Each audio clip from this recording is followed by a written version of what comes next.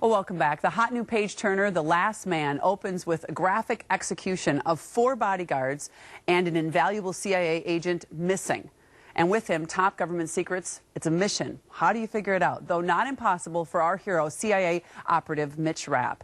And, of course, you have to be very careful who you trust on the inside. International best-selling author Vince Flynn wrote, of course, this 14th. Did I get the number right? Yeah. Thank you. I'm glad I got it right this time. How are you doing? I'm doing well, thank you. It's good to have you here. It's a good tradition. It is a great tradition. You've been here for every single book, and we appreciate you coming back. Going back to 97, August of 97. Can you believe that? Wow, so you have good memory. I don't have the good memory. Okay, so... You've done quite a few more shows than I had a chance to get this book about 10 days ago. And you know, you always give us a little grief here on the Saturday morning show that we don't always finish the books. But the last 3, I have. It's usually Perk. And yeah. And I don't think he even starts them. Or I don't think he ever started one. I don't.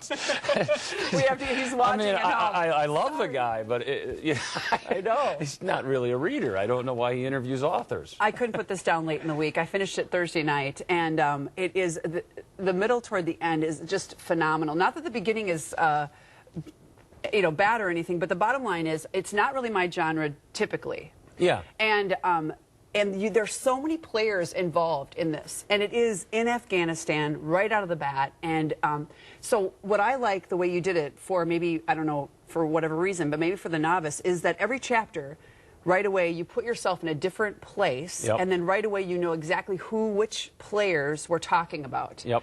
And so thank you for doing that, because you got me through the beginning. We get into this, you know, I talk to aspiring writers, and I'm like, don't try to create a new mousetrap, you know?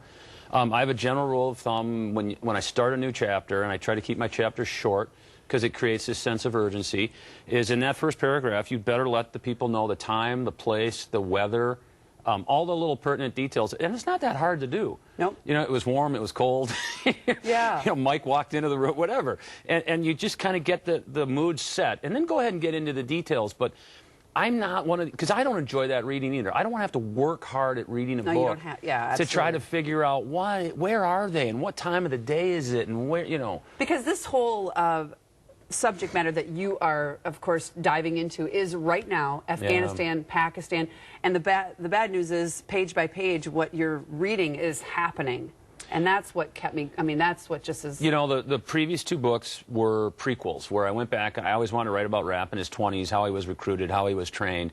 And I enjoyed doing that, but then I was starting to miss the part of my job that I've had fun with, which is trying to predict what's going to happen next. And so I wanted to get back to the here and now. So this is Rapp in Afghanistan right now.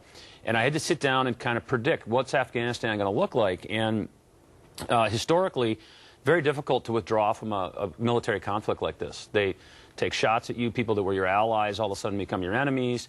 And we've had a lot of thin allies as we've rolled through this deal. People who have, as I discuss in the book, who've been bought off with bags of cash to be our friends for, you know, a month or 2 months or a year or whatever. And so they know you're leaving, so that's what, they know you're leaving. Yeah. And Afghanistan is about surviving for those people. And so there's a lot of, you know, this touches on the green on blue violence, which has become such an issue. It touches on, you know, a high-ranking military officer who's married, having an affair with a State Department employee who's married. Now that would be amazing if that happened. and an FBI agent who is really kind of out of control and wants to take down an element within the CIA and is very, very focused on it. And gets caught up in it. And you're kind of, and it doesn't reveal itself till the end. And then you kind of start thinking about what's going to happen. And of course, it wraps up very nicely. And I have to tell you that I love the fact that you have so many strong, smart, competent females. And even more this book than others. Which well, it helps being married to one. So yeah, I know, absolutely. You kind of shape the character a little better. No, okay, so I have a couple questions. So somebody asked this week, a good friend of yours who read all your books, are you ever going to write a different genre down the road, like kids' books, or I mean, really, anything else? You know, my daughter Ingrid has shown some ability maybe that she could be a good writer, and so there's a thought there that maybe I'd do something with one of the kids one day, but I get paid extremely well to write these books. I love writing them. And the key for me is to just not get distracted for the moment. I see other writers running around doing all kinds of different things. And for me, you know, it's why we still live in the Twin Cities. I like my life fairly simple. live in the Twin Cities, still have all my friends, write one book a year, get to hang out with Lisa and the kids and hang out in the community and not get wrapped up in this flying to L.A. and New York and all these other places every week. It's all about the balance. And obviously the balance has led you to be able to continue to write. And also the balance, of course, for your health has probably been just... Yeah, I've got a case of bronchitis right now, and Lisa and I had a chance to go down to Mexico before the book came out, and I felt great. I got back. I went to New York to do publicity for 4 days, and I went right back in the tank.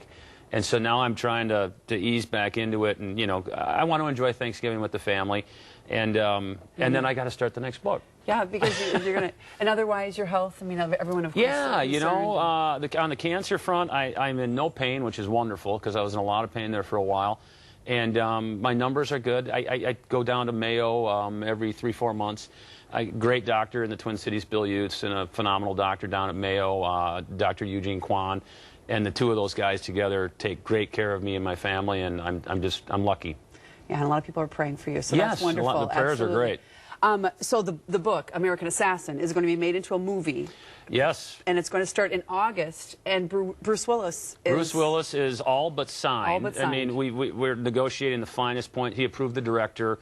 Kind of something happened where they went and they threw a big offer at Chris Hemsworth to play Mitch Rapp, $10 million. Well, Chris Hemsworth, that very week, decides to switch agencies and go to CAA, which represents Bruce Willis. So now he was going to get paid more than Bruce Willis. And it really created a problem because Bruce Willis is, one of the biggest actors on the planet. Hemsworth bowed out last Friday because his schedule wouldn't allow him to shoot. So I think we're going to lock up Bruce, and now we're in the midst of searching for the Rapp. Please go to the website, vinceflynn.com, and submit your choices. I'm starting to think we're going to end up with a relative unknown. Which probably not a bad idea because they can grow within the role. And Bruce can run it. He's so good. He can take the movie over and foster this new guy into Rappdom. People are looking forward to it. But in the meantime, you can get the book and read it. So congratulations once again. Always a pleasure being on the show. Well, we appreciate it. Vince's new thriller is called The Last Man. It's available at all major bookstores everywhere. And as Vince was mentioning, there are a few signed copies at Barnes & Noble's and also Once Upon a Crime. So if you want to go there and check it out, we will be right back.